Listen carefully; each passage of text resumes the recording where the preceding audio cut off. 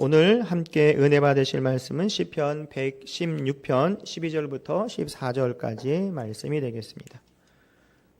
함께 은혜 받으실 말씀은 시편 116편 12절부터 14절까지 말씀 함께 합독하시겠습니다. 12절부터 14절까지 함께 합독합니다. 시작. 내게 주신 모든 은혜를 내가 야훼께 무엇으로 보답할까? 내가 구원의 잔을 들고 야훼의 이름을 부르며 야훼의 모든 백성 앞에서 나는 나의 서원을 야훼께 갚으리로다. 아멘. 오늘 말씀의 제목은 은혜라는 제목을 가지고 함께 은혜 시간을 갖도록 하겠습니다. 우리 성도들 중에서 아이가 태어나면 은혜라고 이름 많이 짓는 게 맞죠. 이은혜, 김은혜 뭐 여러 가지 시리즈로 있잖아요. 그래서 은혜라는 이름이 굉장히 많이 있는 것을 우리가 알고 있습니다. 그래서 이 은혜는 뜻이 뭐냐? 받을 자격이 없는 자에게 호의를 베푸는 것이 은혜라고 얘기합니다. 그래서 우리가 스승의 은혜, 또 부모님의 은혜, 뭐 여러 가지 얘기를 하는 거죠. 그러니까 내가 뭐든 위치나 뭐가 되는 것이 아니라 받은 것이 더 크다라는 그런 의미로 얘기를 하는 거죠. 뭐 헬라어로 말하면은 카리스라고도 있고 이 어원을 따라가 보면은 기쁘다, 즐겁다라고 얘기를 합니다. 그래서 영어로는 그레이스라고도 얘기도 합니다. 그래서 우리가 이렇게 은혜를 얘기를 하는데 이 은혜를 오늘도 본문 말씀 보면 내게 주신 모든 은혜를 내가 야훼께 무엇으로 보답할까? 아니 뭘 주셨길래 이 은혜라는 게 뭐길래 정말 내가 하나님께 감사함을 표현하고 싶은 마음이 생길까라고 하는 그 은혜를 오늘 함께 알아보는 시간이 되기를 원합니다. 또 하나님을 아는 지식이라는 책을 쓴 제임스 파커라는 사람이 그 상대방이 기독교인, 그래서 예수님을 어떻게 아느냐, 하나님을 어떻게 알고 있느냐라고 물어볼 때 어떻게 아느냐에 따라 그 사람의 그 신앙생활을 알아볼 수 있다라고 하더라고요. 그래서 하나님을 어떤 사람으로, 어떤 분으로 아느냐, 어떤 사람은 심판자 하나님의 관계로 무서운 하나님으로 아는 사람이 있다는 거예요. 또 한편으로는 심판자 하나님보다는 긍휼을 베푸시고 아껴주시고 하는 그 하나님을 또 기억하고 바라본다고 얘기하는 거죠. 성도 여러분, 우리가 삶 속에서 은혜를 받을 때 어떤 모습이 있을 때 그 은혜를 잘 받을 수 있을까요? 두렵고 힘든 걸로 하는 것이 아니라 하나님씩 은혜가 있구나, 그 은혜기 때문에 내가 사는구나라는 그 은혜가 넘쳐날 때 오늘도 우리가 은혜를 받고 누리는 우리 삶이 될 줄 믿습니다. 그래서 이 본문 말씀은 근거해서 첫 번째로 은혜를 주시는 하나님이라는 이 되십니다. 은혜를 주시는 하나님. 은혜는 누가 주세요? 하나님이 주세요. 받는 건 누가 받아요? 내가 받는다라는 거죠. 그래서 사도행전 17장 24절부터 25절의 말씀을 보면 우주와 그 가운데 있는 만물을 지으신 하나님께서는 천지의 주제이시니 손으로 지은 전에 계시지 아니하시고 또 무엇을 부족한 것처럼 사람의 손으로 섬김을 받은 것이 아니니라 라고 말씀하고 계십니다. 그리고 이는 만민에게 생명과 호흡과 만물을 친히 주시는 이심이라고 사도행전이 얘기하고 있습니다. 우리가 살아 숨쉬고 있는 이 모든 것을 주시는 것이 하나님의 은혜이고 이 생명을 주신 것만으로도 하나님께 우리가 감사할 수 있을 줄 믿습니다. 그리고 이 생명을 주신 하나님께서 특별하게 사랑의 증표, 은혜의 증표가 무엇이라고 말할 수 있냐면은 독생자 이 예수님을 우리 때문에 이 세상에 보내주신 것.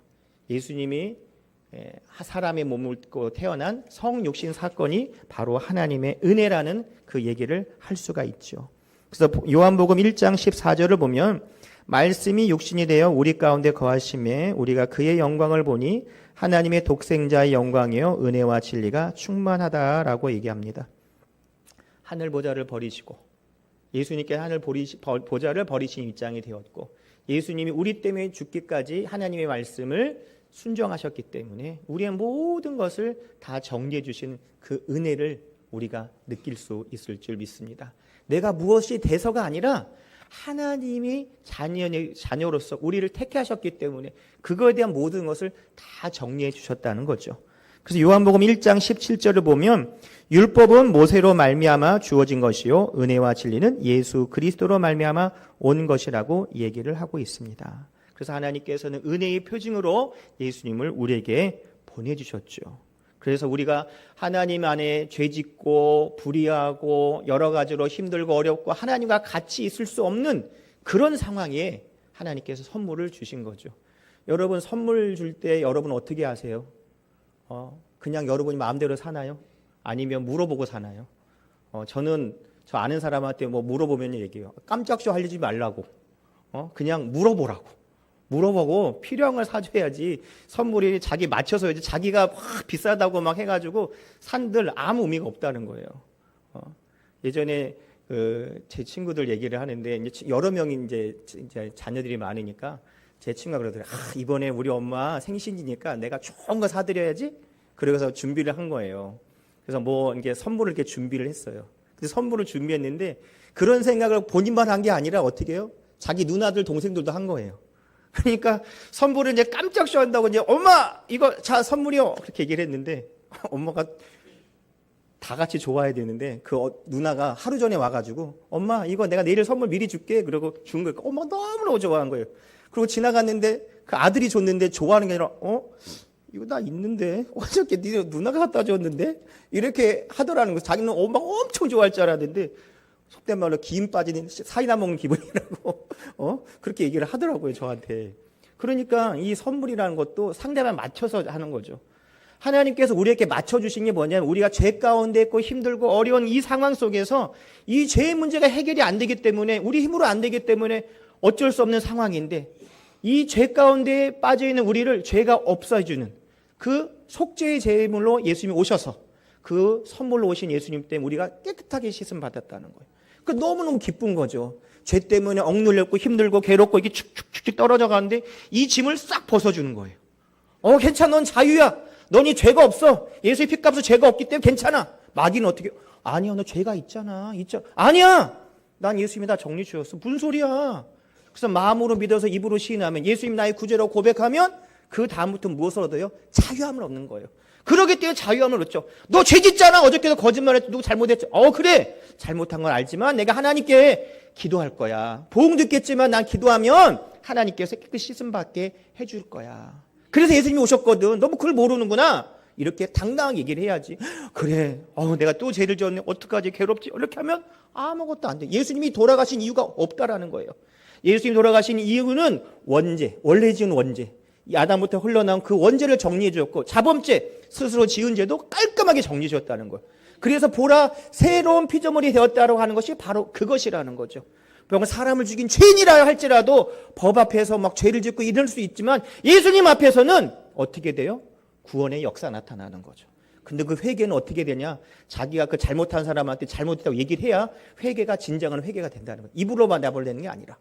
그것이 될 때 하나님의 역사가 나타나고 그것을 가지고 우리가 하나님의 은혜를 주셨구나. 은혜를 내가 흘러가는구나라는 그 고백을 할 수 있을 줄 믿습니다. 그래서 우리에게 가장 필요한 것을 주셨다는 거죠. 그래서 예수님을 통해서 우리가 깨끗하고 정결한 사람으로 변화가 될 수 있었다는 거죠.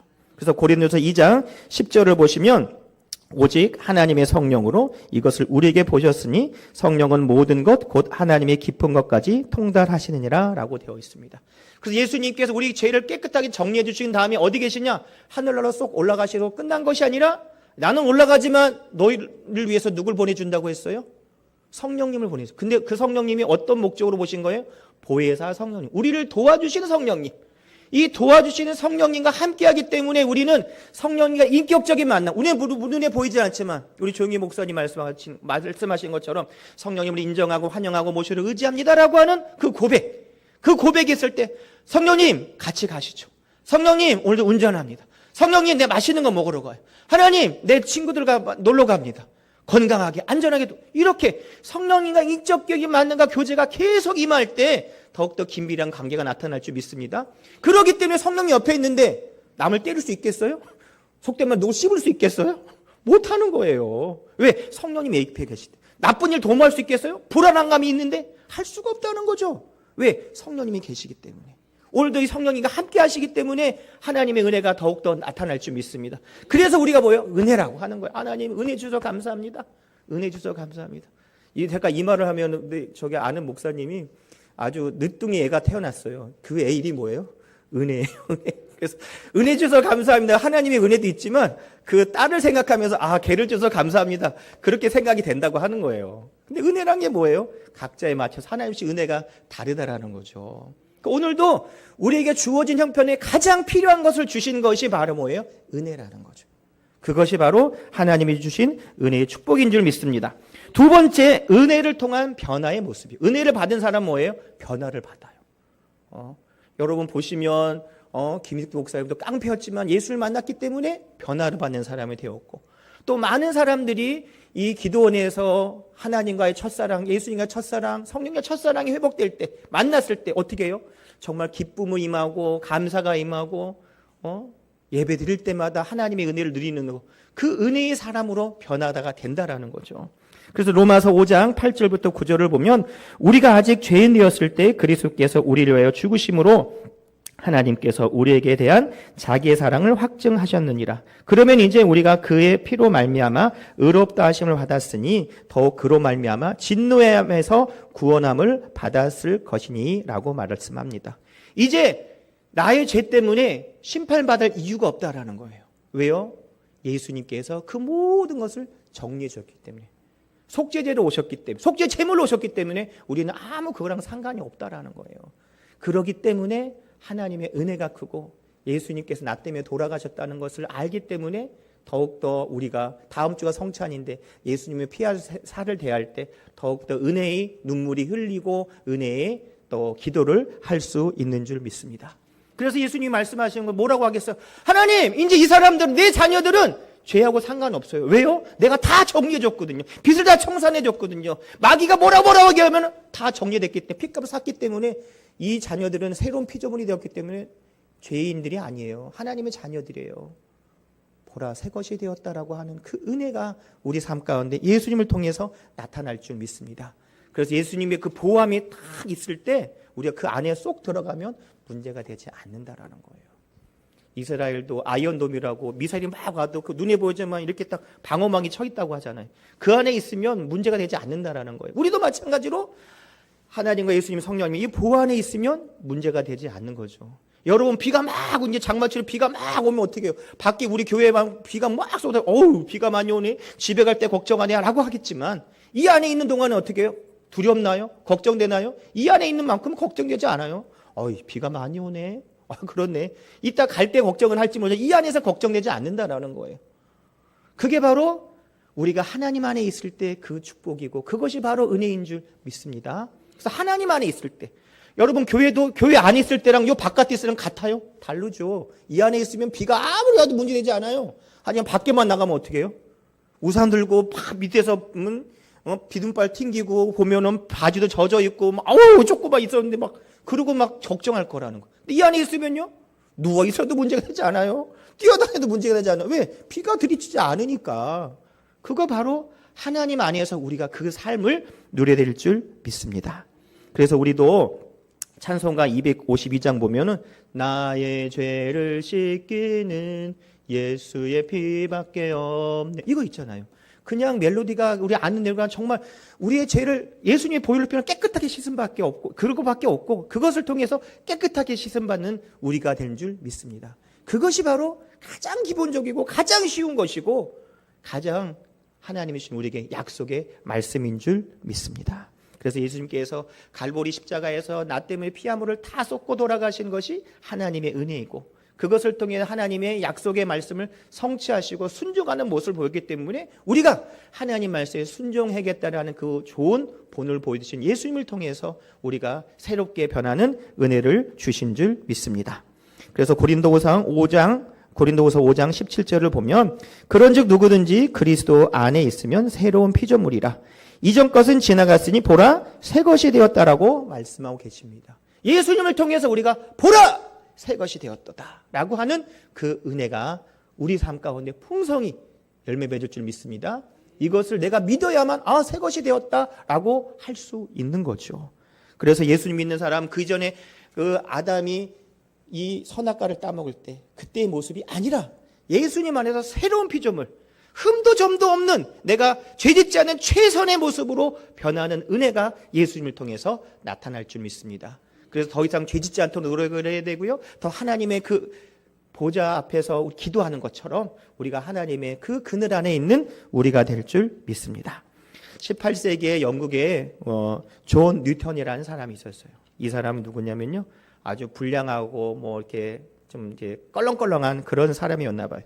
그래서 하도 말이 안 들으니까 자기 아버지가 그 아이를 영국 해군에 이렇게 그 입대를 시켰어요. 근데 자기가 원해서 군대 간 게 아니기 때문에 거기서 뭐 했냐? 탈영해 버렸어요. 에이씨, 나 못하겠어. 막 이러고 탈영을 했어요. 탈영을 했는데 탈영한 사람 또 잡으러 갔네. 또 잡혔어요. 그래서 어디 있겠어요? 깜빵이겠죠. 군인 영창에 가 있겠죠. 영창에 갇혀 있는데 그 사람이 거기 영창에 있다가 또 잘못돼가지고 이 사람들이 그때 막 험한 시대니까 그 노예 파는 데 있잖아요. 노예 파는 데 이 사람을 팔아버린 거예요. 노예라고. 노예 파는 데 있다가 또 거기서 노예랑 같이 생활하고 있다가 이 사람이 거기 탈출을 했네. 탈출해가지고 이 사람이 이제 탈출해서 내가 돈 버는 길이 이거다. 뭐겠어요? 노예를 팔면 큰 돈이 되는 건 안 거예요. 자기가 노예 생활을 해보니까. 그래서 노예 파는 사람이 돼야 해서 노예 파는 사람이 된 거예요. 그래가지고 노예를 팔고 이제 큰 배를 할 사람을 구해가지고 노예 많은 사람을 팔고 탁 나가는데 바닷가에서 뭐가 있겠어요? 풍랑풍파가 막 파도가 막 친 거예요. 거기서 죽을 뻔하는데 거기서 이 사람이 무릎 꿇고 기도하는 거예요. 하나님 살려주세요. 그랬더니 하나님 살려줄까 안 살려줄까요? 살려줬죠. 그랬더니 이 사람이 이때 마음을 바뀌어가지고 뭐가 됐냐? 나중에 목사님이 되세요. 이 사람이 지은 게 찬송가 405장 어메이징 그리스. 이걸 지은 거예요. 어메이징 그리스. 이 사람들을 노예 파는 그 선장이었던 사람이 하나님이 주신 은혜가 있기 때문에 내가 은혜를 받아서 이렇게 목회자가 되었다라는 그 변화가 어떻게 이루어질 수 있을까요? 예수님을 만났기 때문에 일어났다라는 거죠. 개인적으로는 형편없는 사람이라고 얘기하더라고요. 얼마나 심했으면 아버지가 군입대를 강제 입대를 시켜가지고 거기서 도망가고 감옥 가고 오죽했으면 그 감옥에 있는 사람이 그 노예에 있는 사람 팔았겠어요. 그만큼 인간적으로 보면은 여러 가지 부족한 점이 있던 사람이지만 그 사람이 정말 노예 파는 것까지 자기가 손대면 안 될 그런 환경까지 갔던 사람이지만 예수님을 만났기 때문에 은혜의 사람으로 변하고 목회자의 길을 가고 어메이징 그리스를 또 이렇게 만드는 그 은혜를 나누는 그런 찬송이 되었다라는 거죠. 성도 여러분, 오늘도 우리가 여러 가지 힘들고 어렵더라 하더라도 그것을 바라보는 것이 아니라 이럴 때일수록 우리가 누구를 만나야 돼요? 주님을 만나야 되는 거예요. 주님 만날 때 우리 삶이 변화를 받을 줄 믿습니다. 그래서 좋은 사람 만나면 좋은 영향을 끼치는 거죠. 여러분 보세요. 백화점 같은 1층에 다 뭐가 많아요? 향수 코너가 제일 있잖아요. 왜 거기 놔두냐 그랬더니 제일 향기롭고 제일 눈에 좋기 편하고 빨리 이동거리기 편하지만 제일 편하기 때문에 대체적으로 1층에 향수인데가 많이 있다고 하더라고요. 뭐 맞는 얘기인지 모르겠지만 저 들은 얘기가 그래요. 근데 보세요. 좋은 향수를 딱 풀고 그러면 냄새가 좋아? 조금 뿌렸는데도 그렇게 되잖아요. 그렇죠? 근데 이상하고 막 어디 가서 뭐 똥물이나 뒤져봤으면 야, 너 뭐 했어? 뭐야, 거름 뿌리고 왔어? 막 이렇게 되는 거죠. 조금 있지만 차이가 어떤 좋은 냄새인지 나쁜 냄새의 차이가 있는 것처럼 우리도 좋은 사람을 만나면 좋은 영향을 끼치는 것이고 나쁜 사람을 만나면 나쁜 영향을 끼치는 거예요. 여러분의 자녀들이 좋은 친구 만나기를 원해요? 나쁜 친구 만나기를 원해요? 좋은 친구 만나기로 해요. 근데 다 좋은 친구 만나기를 원하는데 정말로 좋은 친구를 만나면 어떻게 되는지 알아요? 자기 자녀가 좋은 친구가 돼요. 근데 많은 사람 이거는 빼라. 이거는 빼고 다른 사람만 얘기해요. 그래서 뭐 학생을 잘못하고 가면은 우리 애는요 뭐 개미 한 마리도 못 죽여요. 근데 제가 잘못된 거예요. 이렇게 얘기를 한다는 거예요. 자기 자녀는 그렇게 순진무구하지만 나쁜 건 뭐예요? 상대방이라는 거예요. 근데 우리가 한번 알아야 될 건 뭐냐면 내 자녀가 그런 친구가 될 때 그런 친구가 모이는 거예요. 오늘도 우리 예수님 믿는 사람이니까 예수님을 통해서 우리가 만남을 통해서 은혜 받는 사람이기 때문에 그것에 그리스도의 향기가 나타나는 우리가 될 줄 믿습니다. 그런다고 하면 오지 말라고 해도 오죠. 여러분 막 뭐 걸음통이나 막 있는 사람들 가까이 하려도 가까이 하겠어요? 가까이 오려도 괜찮아 좀 이따 올게 라고 하지만 좋은 냄새가 너무 어때요? 무슨 냄새 어디서 샀어? 이거 어디서 산 거야? 무슨 이름이 뭐야? 오지 말라고도 오는 거예요. 마찬가지예요. 우리가 하나님의 은혜를 누린 사람은 은혜가 자동적으로 나가기 때문에 흘러가기 때문에 그리스도의 향기가 나타나는 여러분이 될 줄 믿습니다. 그래서 은혜를 받기를 원하는 거죠. 은혜를 나누기를 원하는 것이고 은혜를 더욱더 향기같이 그리스도의 향기가 나타나는 우리가 될 줄 믿습니다. 그래서 우리가 항상 주님 안에서 놀라운 역사가 나타나는데요. 이 존 뉴턴이 말을 했어요. 여러분도 들어보셨을 거예요. 뭐라고 얘기했냐면 자기가 천국에 가면은 세 가지 가지고 놀랄 거라고. 세 가지로. 첫 번째는 뭐겠어요? 첫 번째는 내가 적어왔죠. 그곳에 당연히 있을 것이라고 생각했는데 없는 사람이 있다는 거예요. 저 사람 우리가 볼 때 신앙생활 엄청 잘해서 뭐 새벽 예배 뭐하고 뭐 우리가 볼 때 저 사람 진짜 신앙인이야. 그리고 딱 천국 갔는데 그 사람은 왜 안 오지? 라고 한 거죠. 이제 첫 번째. 두 번째는 그곳에서 있을 수 없는 사람이 있는 거예요. 쟤는 뭐 교회도 나온 것 같지도 않고 뭐 기도도 엉성하게 한 것. 저 사람이 왔네? 천국에. 이게 웬 말이야? 라고 놀랜다는 거예요. 세 번째는 뭐 때문에 놀랐을까요? 죄인인 자기가 여기 온 게, 내가 왔어? 어떻게 된 거야? 이게 바로 하나님의 은혜인 줄 믿습니다. 그러니까 오늘도 우리가 사람 보면은요, 그 기준이 다 다르고 맞는 것 같지만 모른다라는 거예요. 모른다라는 거예요. 오늘도 하나님의 큰 은혜가 정말로 나타날 줄 믿습니다. 그것이 바로 하나님의 은혜고 축복이지요. 또 세 번째는 은혜 위에 은혜라는 거죠. 은혜 위에 은혜. 여러분 성경에 나온 다말, 라합, 룻, 밧세바 이 사람들 아시죠? 다말은 어떤 사람인지 알죠? 자기 아버지랑 자기 시아버지랑 잠자리를 했던 사람이잖아요. 이게 말이 돼? 말이 돼? 예수님이 좀 이게 아주 족보도 이런 삐리리 족보가 없구만 막 그렇게 얘기를 하는데 성경에 나와 있으니까 뭐 저희가 뭐 내가 쓴 거 아니잖아요. 있는 거니까 얘기를 하는데 왜 그렇게 얘기를 하느냐? 그만큼 혈통이 중요하다고 얘기를 하는 거죠. 근데 여러분 이거 잘 아시나 모르겠지, 잘 아시겠지만 여기서 보면은요 그게 있어요. 뭐가 있냐면 그 두 아들이 태어나거든요. 두 아들이 태어나오는데 제가 읽어드릴게요. 창세기 38장 27절부터 30절까지 보면 해산할 때 보니 쌍태라 해산할 때 손이 나오는지라 산파가 이르되 이는 먼저 나오란 자 하고 홍색 실을 가져다가 그의 손에 메었더니 그 손을 도로 들이며 그의 아우가 나오는지라 산파가 이르되 내가 어찌하여 터뜨리고 나오느냐 하였으므로 그 이름을 베레스라고 불렀고 그의 형 곧 손에 홍색 실을 있는 자가 뒤에 나오니 그의 이름을 세라라고 불렀다라고 되어 있습니다.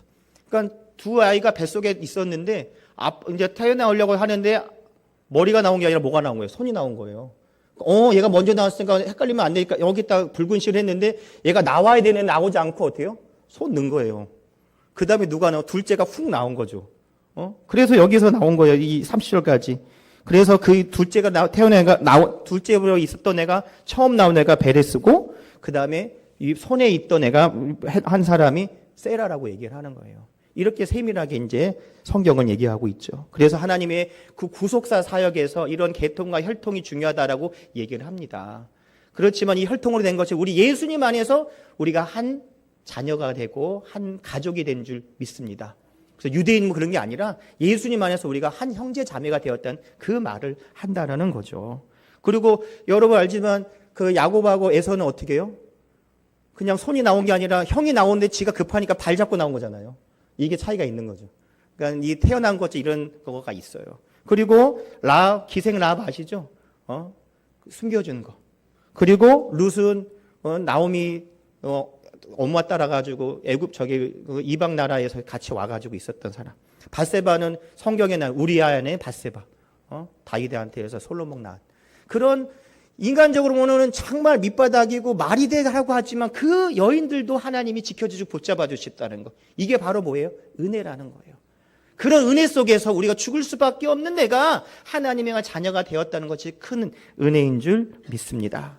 그래서 오늘도 요한복음 1장 16절부터 17절을 보면 우리가 다 그의 충만한 데서 받으니 은혜 위에 은혜라라고 되어 있습니다. 율법은 모세로 말미암아 주어졌지만 은혜와 진리는 예수 그리스도로 말미암아 온 것이라고 얘기를 하고 있습니다. 그래서 요한복음 3장 16절 같이 하나님의 세상을 이처럼 사랑하사 독생자를 주셨으니 이는 저를 믿는 자마다 멸망치 않고 영생을 얻게 하려 하심이라고 말씀하고 계셨고 이것의 증거로 예수님을 보내주셨고 예수님이 올라가신 다음에 보혜사 성령님을 보내주신 줄 믿습니다. 그래서 누가복음 6장 36절을 보면 너희 아버지의 자비로우심 같이 너희도 자비로운 자가 되라고 말씀하고 계십니다. 그리고 로마서 6장 1절을 보면 너희 아버지의 자비로우심 같이 너희도 자비하라라고 되어 있습니다. 성도 여러분, 우리가 하나님의 은혜를 받은데 은혜는 한 번만으로 받는 것이 끝난 것이 아니라 은혜를 계속해서 지속되는 은혜가 나타나는 거죠. 은혜는 누구를 통해 만나요? 하나님을 통해서 만나고 예수님을 통해서 성령을 통해서 만나는 거죠. 그렇기 때문에 우리가 예배와 기도를 통해서 그 은혜를 받을 수 있을 줄 믿습니다. 여러분, 그 아프리카의 선교사님 얘기 들어보면은 뭐 20km, 30km도 넘게 물동이를 이고 가서 물을 떠온다 하더라고요. 뭐 흙탕물 같은 것도. 아무 데서는 물이 나오는 것이 아니지만 흙탕물이 있는 곳에 그곳에 가야 어떻게 해요? 물을 얻을 수 있다라는 거죠. 우리가 하나님을 만날 수 있는 게 뭐겠어요? 예배하고 기도할 때 말씀을 통해서 만날 수 있다라는 거죠. 그렇기 때문에 기도하기를 원하고 예배하기를 원하고 말씀 보라는 거죠. 다른 것으로 하는 것이 아니라 그것을 통해 하나님 만날 수 있기 때문에 그 만남은 하나님의 역사가 나타나는 시간이라는 거죠. 그래서 많은 사람들이 아까도 그 노예 선장이 그 무릎 꿇은 그곳에서 예수를 만났기 때문에 변화가 일어난 것처럼 오늘도 이 시간에 예배 자리에 왔기 때문에 하나님의 역사가 우리의 삶 가운데 나타날 줄 믿습니다. 그래서 에베소서 2장 4절부터 5절까지 말씀을 보면 긍휼이 풍성하신 하나님이 우리를 사랑하신 그 큰 사랑으로 인하여 허물러 죽은 우리를 그리스도와 함께 살리셨고 너희는 은혜로 구원을 받은 것이라 라고 말씀하고 계십니다. 이것이 바로 우리에게 복음이고 이 복음을 통해서 하나님의 은혜가 우리의 삶 가운데 풍성히 나타날 줄 믿습니다. 그래서 우리가 환경 바라보지 말고 이럴 때일수록 하나님 만나면 하나님 역사가 나타나고 하나님 만나면 놀라운 역사가 많은 사람들이 역사적으로 증거되는 그 여러 가지로 봤을 때 더욱더 우리의 삶이 더욱더 하나님 안에서 기쁘고 즐겁고 행복한 역사가 나타날 줄 믿습니다. 여러분, 예수님 믿는다고 어려움이 없는 것이 아니라 어려움이 있다 할지라도 우리가 믿는 구석이 누구예요? 하나님 아버지 계시기 때문에 그건 문제되지 않더라는 거예요. 우리가 어린아이들이 힘들고 어렵더라도 자기 부모님 앞에 있으면 어떻게 해요? 뒤에 있으면 걱정되지 않잖아요. 우리 아빠 여기 있는데 뭐 라고 하는 것처럼 있지만 문제되지 않아요. 왜? 자기 아빠가 있으니까. 제가 예전에 어릴 때 우리 집이 이쪽에 있으면 이쪽 끝에 골목 끝에 저기가 있어요. 가게집이 있었어요. 그 내가 여기서 이렇게 쭉 가는데 우리 동네 형들이 괜히 내가 못 가게 이렇게 막 전봇대가 있는데 이러고 못 가게 하는 거야 나를요. 맛있는 거 먹으러 사먹으러 가야 되는데 우리 아빠가 100원 줘가지고 맛있는 거 사러 가는데 못 가. 막 무섭게 막 하더라고요. 겁나가지고 이거 안 되겠다. 그래서 같이 갔어요. 우리 아빠한테 아빠 못 가게. 누가? 가자. 그래서 한테 손잡고 갔죠. 그래서 아빠 그러더라고. 먼저 앞에 가. 겁나. 뭐라 그래. 걱정하지 마. 앞으로 가. 뒤에 가서 이렇게 있으니까 이렇게 했던 사람들이 어떻게 해요? 풀어주죠. 가라고 냅두더라고. 왜 그래요? 우리 아빠 뒤에 있으니까 걱정. 어려움이 있지만 어려움이 문제가 되지 않더라는 거예요. 우리가 그렇다라는 거예요. 성령이 함께 있으면 이건 문제되지 않다라는 거예요. 문제가 해결되더라는 거예요. 난 우리 아빠를 그걸 봤죠. 그래서 우리 아버지, 그래 싸우지 말고 이거 사줄 테니까 많이 나눠줘라 그러시더라고요. 그래서 나눠줬더니 좋아라가지고 막 먹고 뭐 그런 적이 있어요. 그것도 나누는 은혜가 우리 아빠 때문에 나누는 거 아니겠어요? 마찬가지 우리도 하나님 안에서 하나님 은혜를 누리고 나누는 우리가 될 줄 믿습니다. 그래서 우리가 하나님 만나면 역사가 나타나는 거죠. 그것이 바로 만남의 축복이고 은혜인 줄 믿습니다. 기도하겠습니다.